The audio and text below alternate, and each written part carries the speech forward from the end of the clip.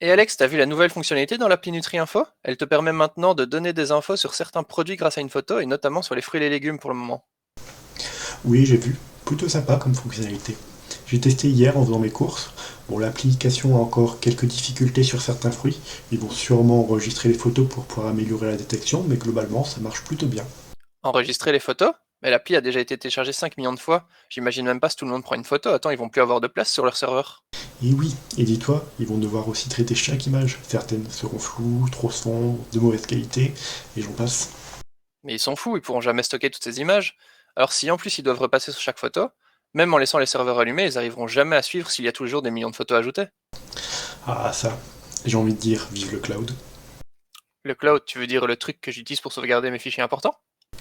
Tout à fait, et tu serais surpris des nombreuses autres fonctionnalités que propose le cloud. Attends, je te montre comment faire. D'abord, parlons du cloud.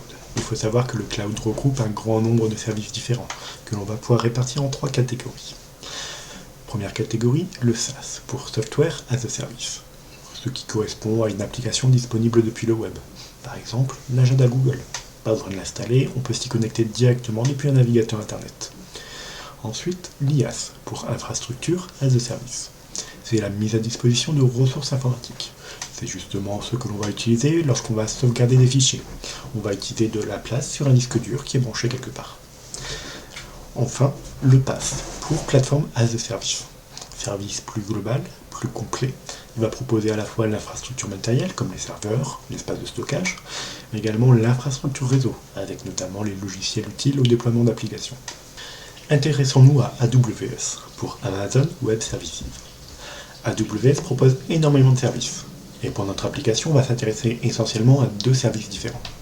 Amazon S3, qui est simplement un espace de stockage sur lequel il est possible d'enregistrer l'ensemble des photos, et EMR, pour Elastic Map Reduce, qui va pouvoir servir au traitement des photos. Alors, je vais arrêter un peu sur EMR, qui est un peu plus complexe que S3. EMR va servir ici pour réaliser le traitement à effectuer sur les photos, comme l'optimisation de la luminosité, ou encore la suppression de bruit. Pour ça, s'il y a des milliers, voire des millions de photos qui arrivent chaque jour, une machine de calcul n'arrivera jamais à suivre la cadence. Elle recevra plus de photos qu'elle n'arrive à en traiter. On va donc faire travailler plusieurs machines en même temps. Pour ça, EMR va mettre à notre disposition un cluster contenant plusieurs machines de calcul. Nous aurons la machine principale, appelée aussi machine maître, qui aura pour tâche de répartir les calculs à réaliser, suivre l'avancement des calculs et surveiller l'état de l'ensemble des machines. Puis, nous aurons les machines de calcul, appelées aussi machines esclaves, dont le rôle sera simplement de réaliser les calculs. Par exemple, on a 4000 images pour lesquelles il faut ajuster la luminosité. On utilise un cluster de 5 machines, donc dans l'idée, on souhaite que la machine maître distribue 1000 images à chaque machine esclave. Et ainsi, on pourra exploiter la puissance de calcul des 4 machines. Maintenant, parlons de Spark. Spark est le moteur de traitement de données que l'on va utiliser. Il est en effet dédié au Big Data puisqu'il permet le traitement de données d'un volume important, et ce de manière distribuée.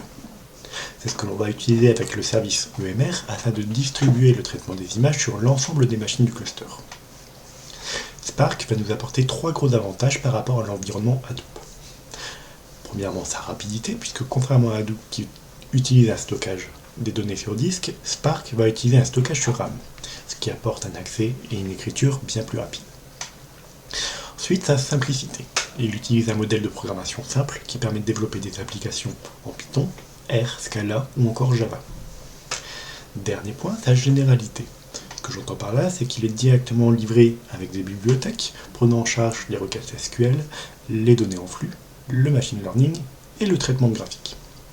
Voilà, maintenant qu'on a tous ces outils, il ne nous reste plus qu'à enregistrer les photos prises par les utilisateurs sur Amazon S3, utiliser Spark pour télécharger et traiter les images de manière distribuée sur un cluster EMR, et enfin, enregistrer les images obtenues sur Amazon S3 afin de pouvoir les utiliser pour améliorer notre modèle de reconnaissance de l'application.